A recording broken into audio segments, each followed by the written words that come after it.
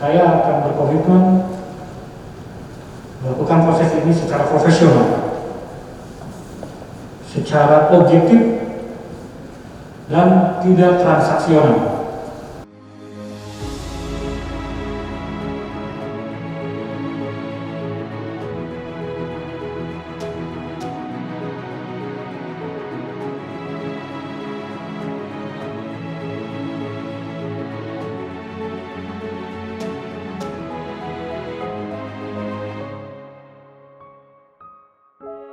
Dalam rangka mempercepat pengisian jabatan struktural yang kosong di lingkungan pemerintah Kabupaten Bekasi, penjabat Bupati Bekasi Dani Ramdan memimpin rapat kerja kepala perangkat daerah yang berlangsung di Aula KH Nur Ali Komplek Perkantoran Pemerintah Kabupaten Bekasi pada Kamis 19 Agustus 2021. Saya terus terang hari ini ingin bicara dari hati ke hati, gitu ya. Tidak semata-mata seorang bupati terhadap kepala dinas, sekda, dan seterusnya, tapi sebagai seorang sesama abdi negara, sesama aparatur sipil negara. Mungkin semua sudah bisa menebak 1 bulan yang lalu ketika saya mendapat tugas ini dan berkumpul dengan rekan-rekan di ruangan ini, salah satu memang PR yang harus segera kita tangani ini adalah pengisian dalam jabatan. Karena khususnya di Eselon 2 banyak yang kosong angka 9 yang existing kosong ini, kalau untuk persentase Solo itu sudah basah. Jadi ini menurut saya sangat tidak sehat terhadap kelancaran roda pemerintahan. Oleh karena itu, sesuai janji saya, dalam waktu sebulan saya akan melakukan evaluasi, melihat, mengamati, lalu setelah itu saya akan memulai proses itu untuk pengisian jabatan struktural Eselon 2B, 2A, 3B, 4A, 4B yang barangkali prosesnya akan dimulai hari ini untuk proses pengamatannya dan seterusnya, termasuk proses administrasi. Saya sudah mengajukan izin tertulis, tinggal menunggu jawaban, tapi secara lisan saya sudah mendapatkan izin karena seorang pejabat meskipun punya kewenangan yang sama dengan Bupati definitif, tapi untuk 2 aspek, yaitu pengisian dalam jabatan dan penandatanganan perda, tetap harus ada izin tertulis dari Mendagri oleh Gubernur. Jadi total ada 64 jabatan yang akan kita isi, namun tentu proses pengisian jabatan sebagaimana selalu kita laksanakan tidak hanya bersifat promosi dari eselon bawah naik, misalnya eselon 3A ke 2A dan seterusnya, tapi juga ada proses mutasi dan rotasi. Artinya bisa saja ada perpindahan jabatan dari eselon yang sama, 2B di dinas A bergeser ke 2B di dinas B atau ke badan A, badan B, dan seterusnya. Demikian juga di eselon 3, eselon 4-nya akan ada juga pergeseran-pergeseran karena ada penyesuaian-penyesuaian berdasarkan kompetensi dan kebutuhan organisasi. Apa dasar evaluasinya nanti akan kita jelaskan. Jadi yang pertama kita akan evaluasi semua, dan itu sudah berjalan sebenarnya. Karena seperti yang saya sudah sampaikan di awal, pelaksanaan tugas Anda saat ini termasuk kontribusi Anda terhadap penanggulangan COVID itu menjadi pengamatan saya. Dan itu sudah disampaikan di awal. Jadi saya sudah lihat ada yang memang penuh inisiatif, penuh tanggung jawab, ada juga yang artinya belum tergerak secara sungguh-sungguh untuk membantu penanganan COVID. Tentu selain aspek relevansi terhadap kompetensi, konditur, track record itu juga akan menjadi pertimbangan.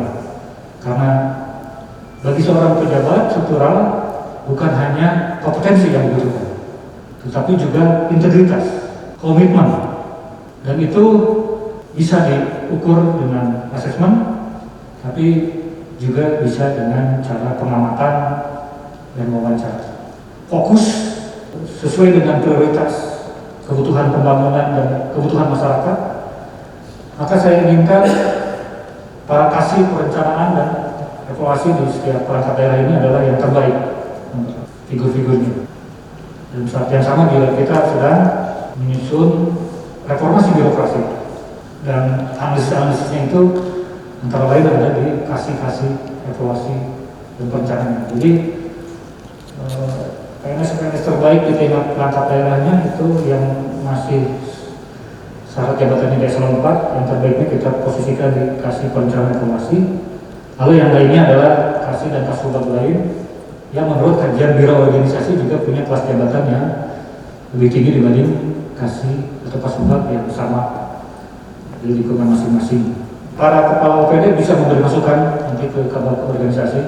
Ini di dinas saya kasih ini atau kabit ini yang harusnya diisi oleh yang sangat kualifikat karena menjadi kunci atau jantung dari dinasnya. Karena waktu saya singkat di sini dan saya ingin ditopang oleh tim yang kuat, tim yang kompeten, tim yang berintegritas. Karena di pemerintah daerah ini tidak akan ada yang mampu menjadi Superman, termasuk saya. Kita hanya bisa menjadi super tim. Untuk membentuk super tim, saya butuh personel-personel yang punya kompetensi, kapasitas, dan integritas, komitmen yang sama dengan saya, sehingga kita satu langkah, satu irama, dan juga bisa saling menopang, bisa saling menguatkan. Lalu yang kedua, saya juga akan membuka kesempatan bagi semua pegawai yang memenuhi syarat, eselon 2A, 3A, dan seterusnya. Tidak semua pegawai, karena akan banyak sekali, tapi dari pegawai yang memenuhi syarat untuk menyampaikan self assessment dan self promotion, mempromosikan diri sendiri pada saya. Caranya bagaimana? Tentu harus nggak boleh datang satu persatu, mungkin habis waktu. Tapi tolong siapkan aplikasi sarananya untuk setiap pegawai yang memenuhi syarat bisa menyampaikan CV dan proposalnya kepada saya bahwa saya adalah ini pengalaman saya, pendidikan saya seperti ini pekerjaan-pekerjaan yang sudah pernah saya lakukan dan hasilnya seperti ini prestasi-prestasi atau kontribusi yang pernah saya berikan dan evidennya adalah ini. Lalu saya berminat ataupun merasa akan mampu mengisi jabatan apa dan alasannya, karena itu adalah layanan saya kepada Anda untuk bisa menempatkan Anda pada jabatan-jabatan yang sesuai menurut diri Anda, nanti juga pada akhirnya menurut kami tim. Karena orientasi saya hanya satu, menempatkan the right man on the right place, tidak ada kepentingan yang lain. Pertama, saya ingin mengajak kita semua, ini dari hati-hatinya, mulai hari ini kita berkomitmen. Pertama, pengisian dalam jabatan itu jadikan hal yang biasa aja, jangan terlalu heboh lah gitu. Karena semua organisasi juga melakukan hal yang sama. Kita bisa dilatih hari ini, besok digeser, bahkan diberhentikan. Itu biasa, hal yang wajar. Organisasi akan seperti itu. Bahwa kita memang butuh alasan untuk itu, ya, saya akan berikan alasannya. Karena saya sebagai penanggung jawabnya. Prinsipnya, saya akan berkomitmen melakukan proses ini secara profesional, secara objektif, dan tidak transaksional. Catat ucapan saya. Nah, dalam kaitan profesional juga saya tegaskan, saya alumni PDN, ketua Ikatan Keluarga Alumni Pendidikan Tinggi Kepamokrajaan Jawa Barat. Ada pinnya di sini, tetapi tidak ada APDN-isme atau IPDN-isme. Bagi saya semua sama, punya kesempatan yang sama, punya pula yang sama, meskipun satu alma mater dengan saya. Itu komitmen saya. Jadi kita sekarang sedang beredar isu, pastinya IPDN yang akan muncul. Kalaupun dia muncul, pasti karena kompetensinya pas. Pasti karena memang saya menilai ataupun tim asesor menilai dia punya karakter, dia punya integritas. Saya ingin kita semua, karena ini tidak bisa saya lakukan sendiri, mari kita eliminir peran-peran non-birokrasi dalam penempatan dalam jabatan. Selama itu menyampaikan informasi, menyampaikan pendapat, ya saya terima. Karena saya butuh semua dari berbagai kalangan. Karena kita semua dinilai oleh masyarakat, sehingga penilaian masyarakat perlukan. Hanya kan saya harus selektif, apakah penilaian tersebut konkret, real, objektif, atau karena itu juga akan saya saring. Tetapi ketika penyampaian informasi, penyampaian harapan itu disertai tekanan-tekanan, maka saya tidak akan meladeni itu semua. Yang kedua, eliminir peran maklar jabatan. Maklar jabatan itu bisa dari eksternal, bisa internal juga. Banyak PNS, bahkan pejabat yang malah jadi maklar, menawarkan jasa ke anak buah, menawarkan jasa ke yang lain. Saya bisa membantu, saya orang dekatnya bupati, saya bisa mempengaruhi bupati, tapi butuh ongkos. Begitu saya temukan bukti bahwa saya sudah buka kesempatan bagi Anda semua mempromosikan anak buah, tetapi Anda mengutip dari jasa Anda itu, maka tidak ada kompromi untuk eselon 2. Mohon hati-hati. Jadi pertama, dimulai dari eselon 2, jangan percaya sekecil apapun terhadap orang yang mengatakan bisa mempengaruhi saya. Nggak ada alasan sekecil apapun untuk membayar jasa dalam pertemuan. Karena pertama, kalau pas dia itu inisiatif dia ataupun inisiatif PSM-nya, ini adalah mengganggu proses kita. Yang kedua, mengganggu dirinya juga. Berarti dia sebenarnya tidak percaya diri, tidak punya keyakinan, bisa-bisa. Ketika dari sisi kompetensi pada sudah memenuhi, berarti integritasnya yang saya pertanyakan.